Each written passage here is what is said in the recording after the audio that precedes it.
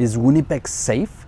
That's one of the first questions I get when people are intending to move here.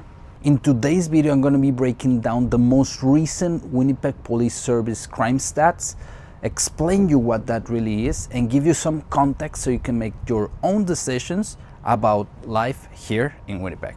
So let's dive in. The big headline here is that crime in Winnipeg has actually gone down for the second year in a row. Overall crime rate came down by 0.8% from 2024 compared to 2023. Violent crime came down by 1.4% and property crime fell by 2.3%. Even better, the overall severity of crime fell by 5.2%.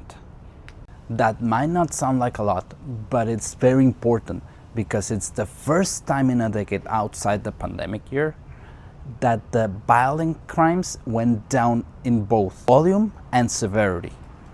Also, some of the biggest improvements is that robberies, assaults, and sexual assaults all decreased. And also crimes involving bear spray decreased by 30% after new regulations restricted its sale. Downtown crime, which is the central police district, went down by almost 10%. That's pretty big news for Winnipeg score. Of course, not all are positives. A few areas saw increases. For example, assaults against police officers went up by 8.5%. That's a historic high. Youth crime increased by almost 5%, but this is because police is tracking more bail and probation violations more closely. And shoplifting increased a staggering 41%. But this is partly because experts say that there's more reporting, not necessarily more crime. So why are we seeing these decreases? Truth is, it's complicated. I know, you were waiting for a straight up answer.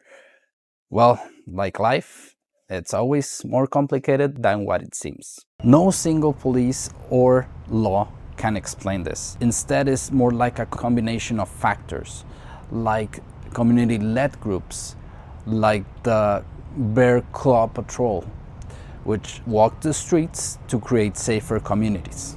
Programs like End Homelessness Winnipeg and Equal Housing Initiative work to get people off the streets and into housing.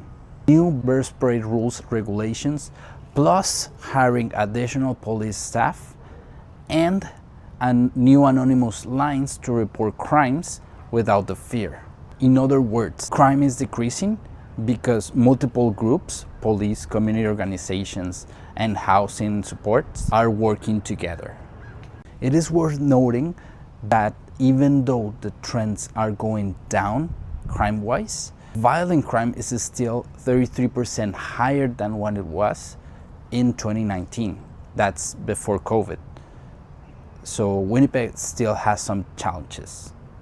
A big part of the picture here is tied up to poverty, addiction, and mental health. Indigenous people in particular are overrepresented in the justice system due to systemic issues and poverty. Now, let's talk about something important here.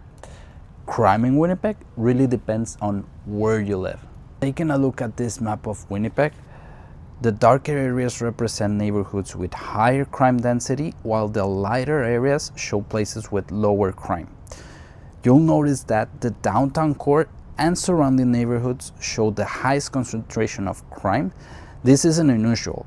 Most cities see crime rates in central, high-traffic areas.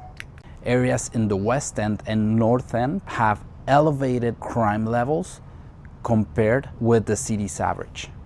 On the other hand, many suburban neighborhoods, especially in the south like Lindenwoods, White Ridge, and Sage Creek, are much lighter on the map, meaning crime rates there are significantly lower. This highlights an important point when people ask, is Winnipeg safe?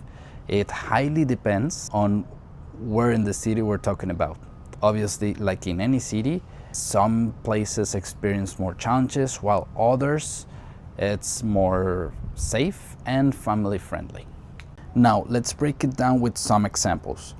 Looking at the map, the darkest areas, which show higher crime density, are mostly in and around the downtown core, the North End and parts of West End. Neighborhoods like Downtown, Central Park, Will and White, North Point Douglas, and West Broadway. These areas consistently reported higher crime, especially theft, assault, and property crime. On the other hand, the lighter areas on the map, which show lower crime density, are mostly suburban areas where families choose to settle. Some examples of this are Lindenwood's White Ridge, Bridgewater's Forest and Trails, South Point, Island Lakes, and Sage Creek. These communities are generally quieter, with more single-family homes, newer developments, and active neighborhood associations that contribute to safety.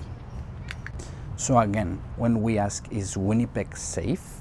It really depends. Living in the North End or in downtown feels completely different from living in Sage Creek or Bridgewaters. It really depends where you live.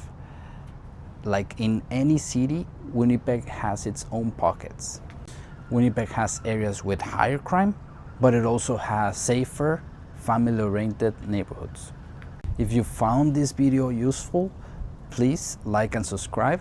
I upload a video once a week, and I would love to see you on the next video.